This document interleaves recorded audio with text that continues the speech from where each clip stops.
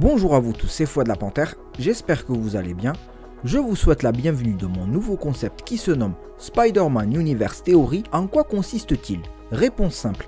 Le Sony Spider-Man Universe, plus connu en abrégé le SSU, concurrence le MCU. En étant passionné de Spider-Man et de son univers, j'ai pris l'initiative de créer ce concept afin de développer des théories sur ce milieu, bien sûr. Pas seulement le personnage Spider-Man, que ce soit super-héros, super-vilain ou anti-héros de son univers, tous sont concernés. Le baptême de feu de mon concept sera le Venom de Tom Hardy. De quel Spider-Man appartient-il? Nous allons éclaircir ça dans cette vidéo. Pour tous ceux qui sont passionnés de l'univers Spider-Man, mettez-vous à l'aise et bon visionnage.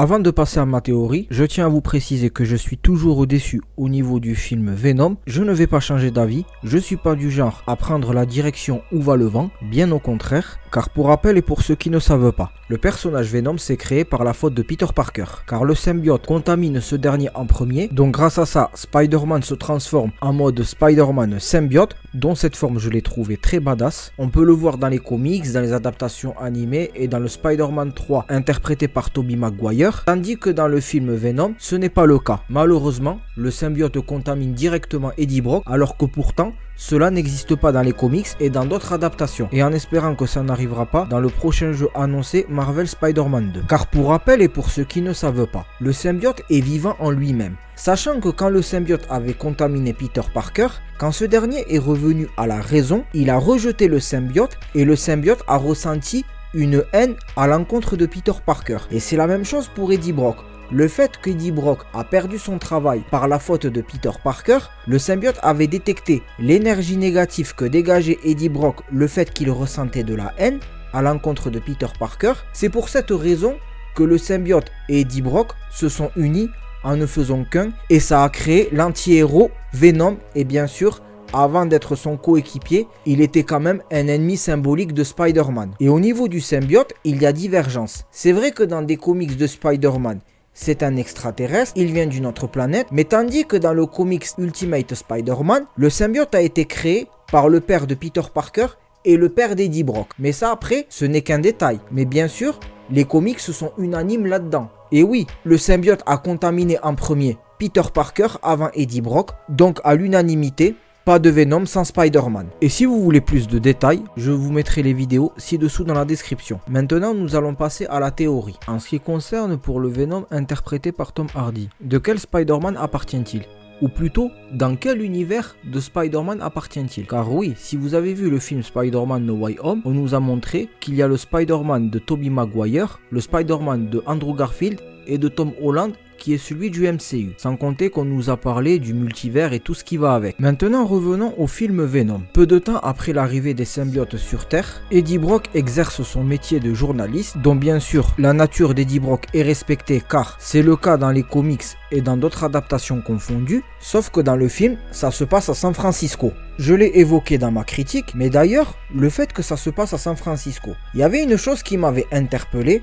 Parce que oui, j'étais tellement concentré sur les choses négatives qui étaient dans le film. Dans une scène où Eddie Brock est en compagnie avec son ex-fiancée Anne, où dont cette dernière la met en garde en disant d'éviter de dérailler dans son travail, dans ses scoops, car on l'a chassé de son métier de journaliste à New York pour venir à San Francisco. D'ailleurs, le fait que la ville de New York a été évoquée, sachant que Spider-Man et son univers se passent à New York. Le fait que son ex-fiancée lui a mis en garde qu'il a été chassé de New York, qui nous dit qu'il n'a pas rencontré Peter Parker et qu'il n'a pas travaillé aussi au Daily Bugle au service de Jonah Jameson. Car il ne faut pas oublier que le Spider-Man de Tobey Maguire et le Spider-Man d'Andrew Garfield ont travaillé pour le Daily Bugle en tant que photographe. On le voit beaucoup côté Spidey de Tobey Maguire, mais par contre, on ne voit pas Jonah Jameson dans le Spidey d'Andrew Garfield. On le voit dans The Amazing Spider-Man 2 via des échanges de mails, malgré que nous ne voyons pas Jonah Jameson, mais ce dernier est évoqué. Et aussi, il y a le Jonah Jameson dans le Spider-Man de Tom Holland via le post-crédit de Spider-Man Far From Home et aussi dans Spider-Man No Way Home.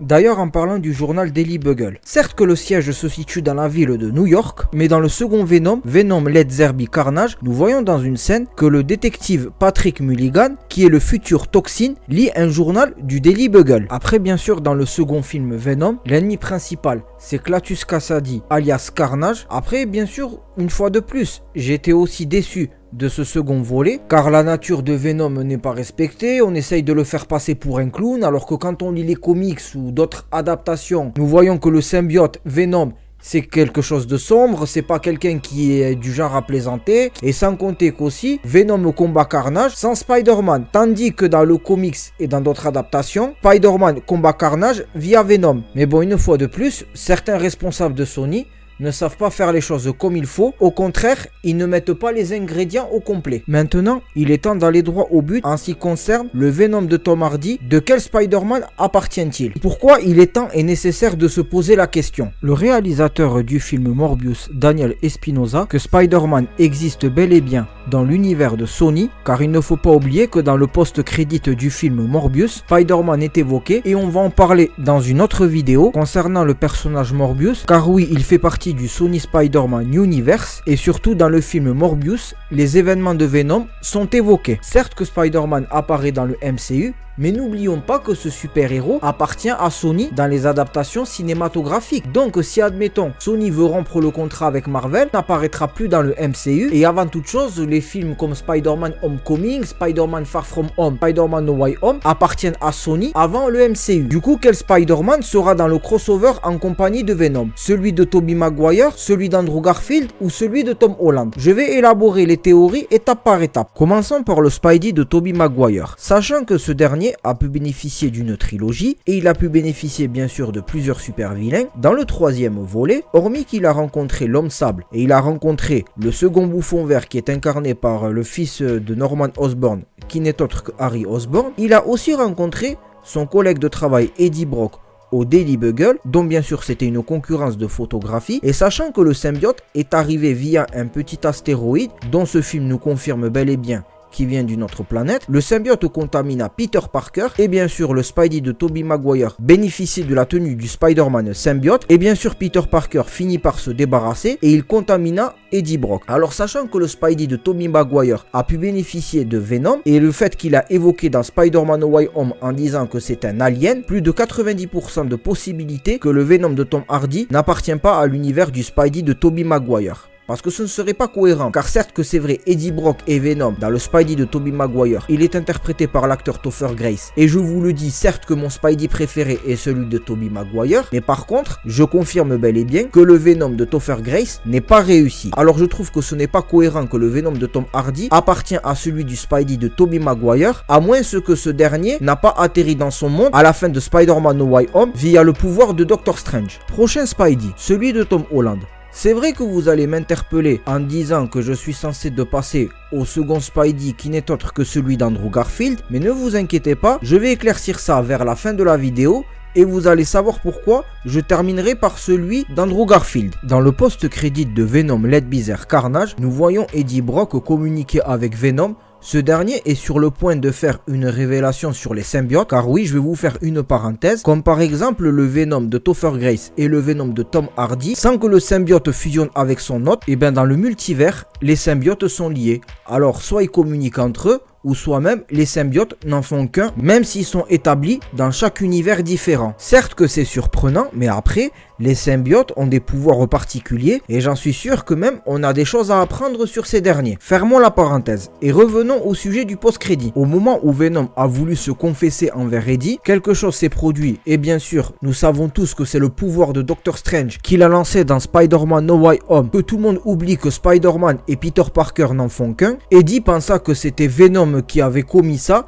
ce dernier avait nié, les deux ont pu constater qu'ils ont changé de lieu, même voir qu'ils ont changé d'univers, et nous voyons le message télévisé identique au post-crédit du film Spider-Man Far From Home où Jonah Jameson révèle par la faute de Mysterio que Peter Parker et Spider-Man n'en font qu'un. Eddie Brock et Venom attentionnés par cette annonce, Venom prit le contrôle du corps de Eddie. La façon comment avait réagi Venom en entendant Spider-Man et Peter Parker, tout porte à croire qu'en un rien de temps, le symbiote du Venom de Tom Hardy a reçu les informations du symbiote du Venom de Topher Grace via les événements de Spider-Man 3. Est-ce que le Venom de Tom Hardy appartient à l'univers du Spidey de Tom Holland? Je vais éclaircir ça dans la partie du Spidey d'Andrew Garfield. Sachant que ce dernier a pu bénéficier uniquement de deux films, The Amazing Spider-Man et The Amazing Spider-Man le destin d'un héros, certes qu'il a affronté des super vilains badass de l'univers Spider-Man comme le Lézard, Electro, le Bouffon Vert incarné directement par Harry Osborn, contrairement aux bouffons verts respectifs qu'il y a dans les comics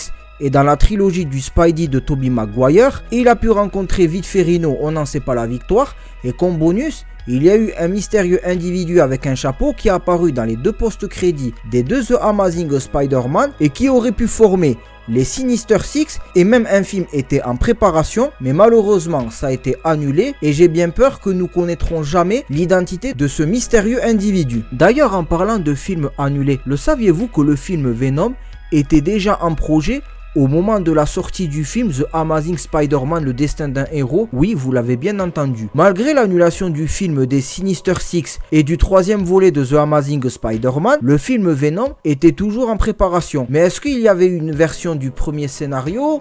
Est-ce qu'il était en pré-production? Ça, je ne sais pas. N'hésitez pas à le dire dans l'espace commentaire. Parce que dans le premier post-crédit de Spider-Man No Way Home, nous voyons Eddie Brock en train d'interviewer un barman tout en communiquant avec Venom dans son mental. Et pendant que Eddie Brock prenait ses notes, hormis Iron Man, Hulk et le reste des Avengers cités, certes que nous voyons pour la première fois Eddie Brock de Tom Hardy évoquer Spider-Man. Et d'ailleurs, Eddie Brock avait dit une phrase intéressante, qu'il tenait à partir à New York pour rencontrer Spider-Man. Et la façon comment il s'est exprimé, ça se sentait qu'il connaissait déjà ce super-héros. Et au moment que cette phrase se termine, le pouvoir de Doctor Strange se réalisa, qui permet de faire repartir le Spidey de Tobey Maguire, le Spidey d'Andrew Garfield et les autres super vilains qui n'appartiennent pas à l'univers du Spidey de Tom Holland. Ce fut le cas pour Eddie Brock et Venom. Bien sûr, ce dernier a laissé une partie de son symbiote dans l'univers de Tom Holland. Alors, est-ce que le Venom de Tom Hardy appartient au Spidey de Tom Holland? Si vous avez vu le premier post-crédit de Spider-Man No Way Home, tout en analysant et en prenant du recul, eh bien le Venom de Tom Hardy n'est pas celui du Spidey de Tom Holland.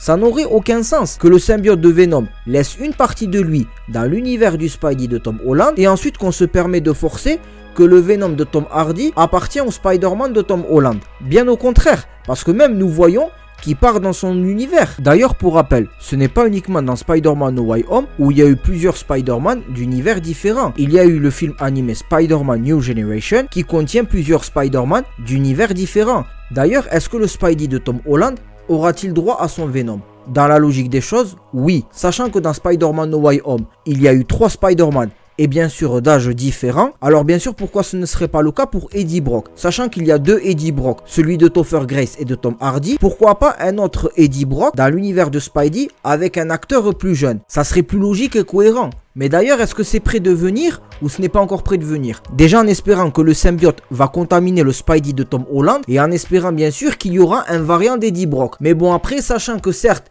que le Spidey de Tom Holland a renouvelé pour une seconde trilogie et sachant que c'est aussi le Spidey du MCU, il y aura bien sûr les autres films Avengers comme Kang Dynasty, Avengers Secret Wars. On verra par la suite si cela va se réaliser. Sinon, qu'est-ce qui se rapproche entre le Venom de Tom Hardy et le Spidey d'Andrew Garfield? Déjà, au niveau des 2 films The Amazing Spider-Man et du film Venom, malgré ça se passe dans 2 villes différentes, mais le décor reste identique. Au niveau des plans réalisation, même le fait que c'est sombre, parce que dans le film Venom et dans The Amazing Spider-Man 2, qu'est-ce que nous constatons? Quelque chose en commun. Sachant que le symbiote contamine directement Eddie Brock sans passer par Spider-Man, et bien dans The Amazing Spider-Man 2, le bouffon vert est attribué directement à Harry Osborn sans passer par son père Norman Osborn, contrairement aux comics et à la trilogie du Spider-Man de Tobey Maguire. Donc le Venom de Tom Hardy, pourquoi ce ne serait pas celui du Spidey d'Andrew Garfield? Dans Spider-Man No Way Home, il y a un passage intéressant dans la scène où le Spidey de Tom Holland rencontre ses 2 variants, le Spidey de Tobey Maguire et le Spidey d'Andrew Garfield. Ce dernier fit une révélation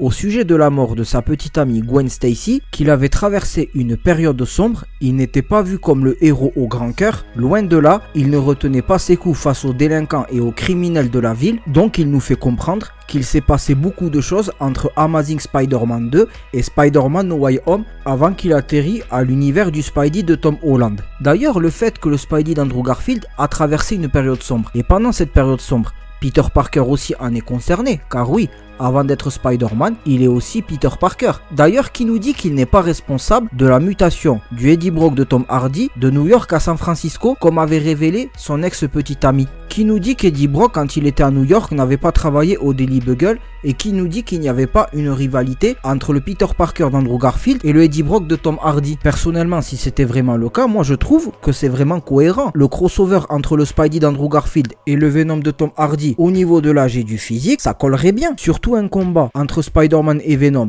et voire même une alliance, et surtout même le Spidey d'Andrew Garfield contaminé au symbiote, malgré ça se fera dans le désordre, ça passerait bien aussi. Et si ma théorie dit vrai, que le Venom de Tom Hardy appartient à l'univers du Spidey d'Andrew Garfield, va-t-on bénéficier de ce crossover dans le prochain film annoncé Venom 3, ou est-ce qu'on aura droit à un troisième volet de Amazing Spider-Man afin que le Spidey d'Andrew Garfield puisse bénéficier d'une trilogie, car ce dernier, et y compris le Spidey de Tobey Maguire, nous ont fait comprendre qu'ils n'ont pas fait leur retour uniquement dans Spider-Man No Way Home, en espérant de tout cœur que cela se réalisera, et dans le cas contraire, tout porte à croire que ce sera un autre variant de Spider-Man avec un nouvel acteur. C'était Fouad la Panthère. Si tu veux donner ton avis sur ma théorie, n'hésite pas à l'exprimer dans l'espace commentaire. Si mon nouveau concept de Spider-Man Universe Theory t'a plu et tu es hype pour d'autres vidéos, like un petit pouce bleu, partage cette vidéo, abonne-toi à ma chaîne et à bientôt pour de nouvelles vidéos.